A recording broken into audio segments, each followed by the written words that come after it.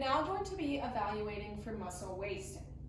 First, I'm going to begin with the temporalis. To evaluate for muscle wasting in the temporalis, I will palpate this area with a slight scooping motion.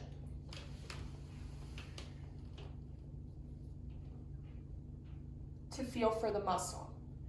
If the patient is able to, I will ask them to clench their jaw. Go ahead and clench your jaw, as it is then more prominent and you can feel that a little bit more.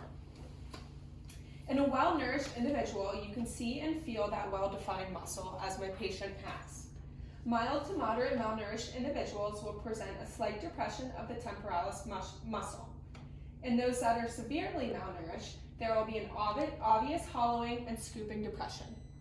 Next, I'm going to be evaluating the clavicle area for any muscle wasting. I will start this by taking my fingers and palpating along the collarbone to feel for any serious indentation or where my fingers are going in there. In well-nourished females, there will often still be a very prominent collarbone. That's no concern, it is very common.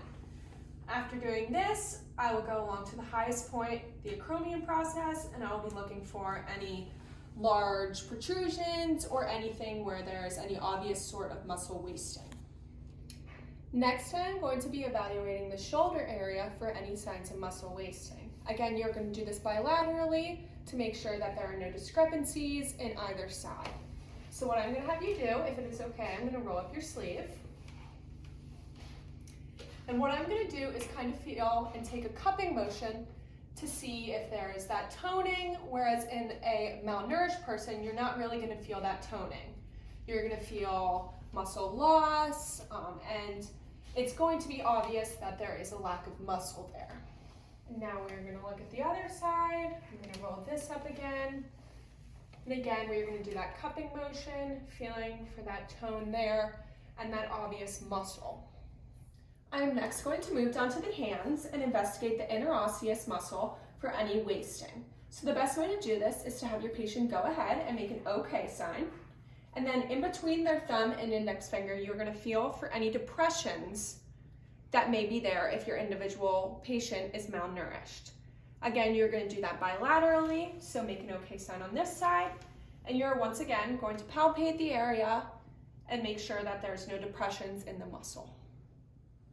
Next, we are going to move on to the quad to evaluate for any wasting. So again, with that same cupping motion that we similarly used for the shoulder, we're going to go along the quad and see if there is any obvious separation we feel.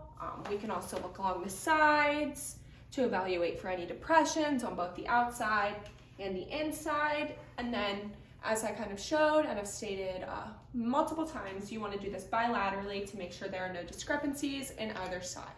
The last two areas that we are going to look into in regard to muscle wasting are going to be the knees and the calf muscles.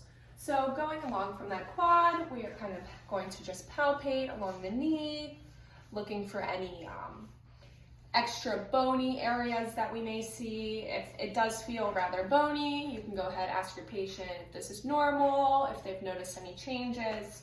And then working from there, you can just move on to the calf, doing that same cupping motion, and you want your patient's foot to be flat along the ground. Just feeling for that muscle tone or any lack of muscle that is there. And then again, you are going to do that bilaterally with that same cupping motion.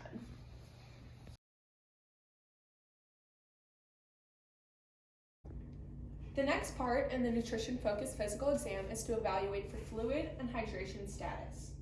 Physical signs of dehydration may include sunken eyes, dry mucous membranes, thick saliva, clammy skin, cracked lips, or poor skin turgor. To assess for fluid and hydration status, we can assess capillary refill by applying pressure to the nail bed, as I had previously mentioned. During this, you are pressing and waiting for the color to return. 4 seconds can be indicative of moderate dehydration, and greater than 4 seconds can be indicative of severe dehydration. Additionally, I can assess skin turgor to observe for any tenting or skin folds that persist after pinching and releasing a piece of skin. As you can see, that goes down pretty rapidly, as opposed to 3 seconds. If the skin remains tented for longer than 3 seconds, the triggers decrease and indicates dehydration.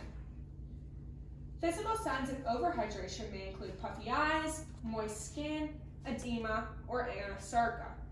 To assess fluid and hydration status, the extremities should be inspected and palpated for edema. We can assess for pitting edema where an indentation would persist and is graded as 1, 2, 3, or 4 based upon the pitting. Non-pitting edema usually affects the arms and legs, and an indentation does not persist. I will be on the lookout for any edema on the upper body throughout the entirety of the physical exam, in addition to legs, ankles, and feet.